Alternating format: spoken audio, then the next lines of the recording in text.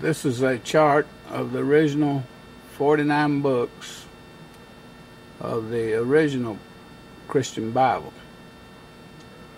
It matches the 5 Bibles written in Koine Greek, Old Greek, the Alexandrinus, the Vaticanus, the Ephraim, the Synagogus, and the Leningrad Codex. You can read the history of the Bible at www.askm.com in 400 AD in order to hide the truth from even their priest. The Catholics, Jerome in Rome, took the 49 original books, chopped them up into 66 books, and then scrambled the books up like scrambled eggs. I've interviewed 20 priests, and only one priest out of 20 knew the truth about God's plan. If you'll notice, by the way, you can go to www.askelm.com and print a copy of this chart and use this chart as your study guide. Now notice that all of Paul's writings are at the end of the Bible except for Revelations, and that's where they belong. When you scramble up any book, even a novel, you move the chapters around different locations, you confuse the story flow. And when you put God's Bible back in the original order and read the Bible as a progressive book, then the Bible makes good sense. On the left here you see King Solomon and King Herod's temple, and on the right you see Fort Antonio. Fort Antonio was a Roman fortress there in Jerusalem. This temple must be rebuilt before Christ's second return. Dr. Ernest Martin gathered 1,500 pages of evidence showing that the temples was built over the Gihon Spring. The Dome of the Rock is not the true location of those temples. In other words, the Jews could start rebuilding the temple right now. This would solve a lot of problems in the Middle East. You can read the book, The Temples That Jerusalem Forgot. You can read Bible Secrets. You can read Restoring the Original Bible. You can read many books here at AskElm.com for free. And you can read a book about the Lake of the Fire. Where is it located? Not one human being will be cast in the lake of fire as made for the devil and his angels. Just type in Fred Coulter, C-O-E-L-T-E-R, Bible, and Google it. You'll come to this site. It explains about his restoration of the Bible back to his 49 original books. He recognizes the late, great Bible scholar Dr. Ernest Martin for inspiring him to do this work. The problem is, however, he followed the Byzantine Greek Bible. It's a New Greek, and the L70, and there's a better translation coming if he ever releases, and that's from Dr. Tabor. Let's now go to the originalbibleproject.org. originalbibleproject.org.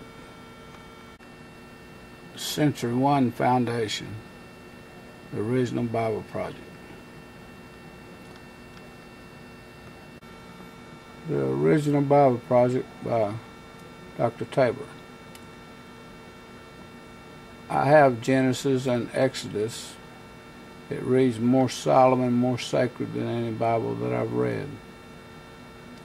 And I believe it'll be more correct than any Bible ever published. It's translated from, like I said, the Old Greek for the first time to English. Alexandrinus, the Vaticanus, the Ephraim, the Synagogus, and Leningrad Codex.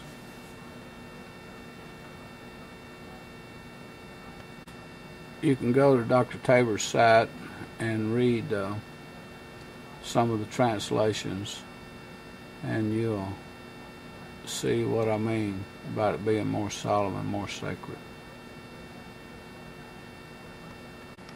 Now here's the man that inspired Dr. Tabor and Mr. Coulter to do their translation and to put the Bible back in the original 49 books.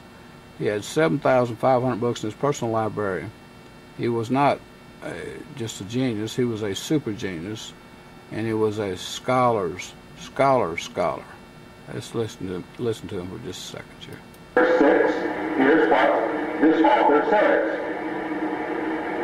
But in a certain place he says, that's in the Old Testament, what is man that you are mindful of him, God? What's man? What's you?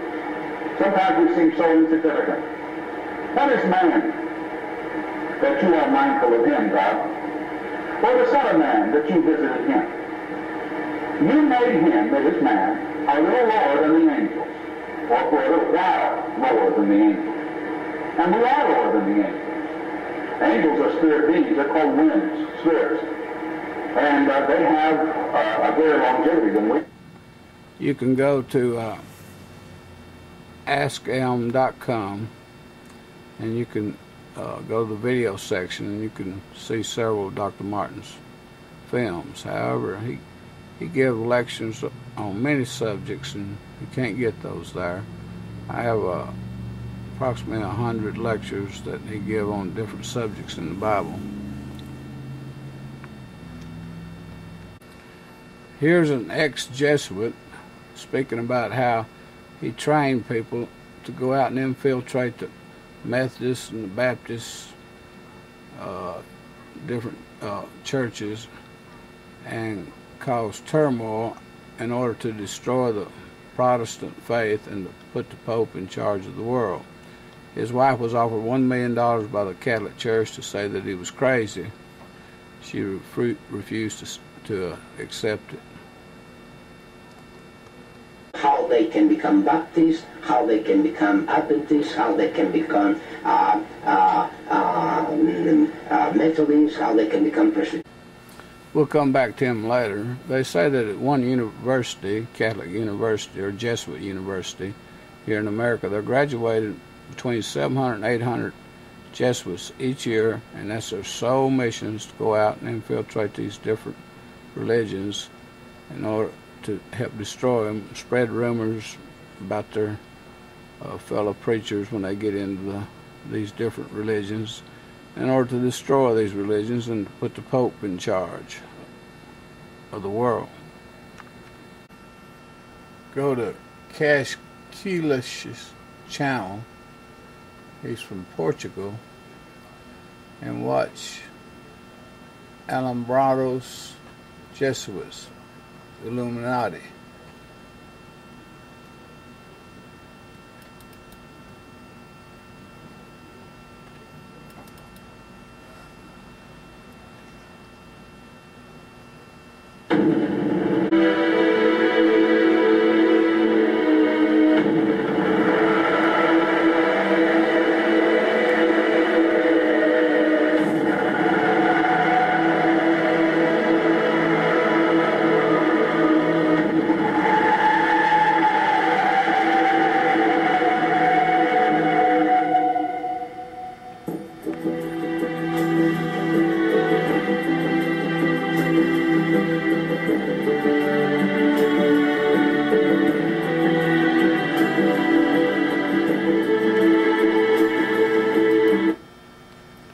The crypto-Jews started the Jesuits in 1526.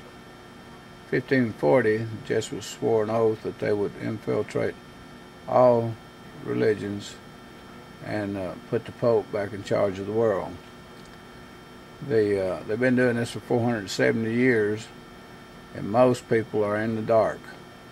One university in America graduates 700 to 800 Jesuits each year. Their sole mission is to go out and infiltrate other religions and destroy them.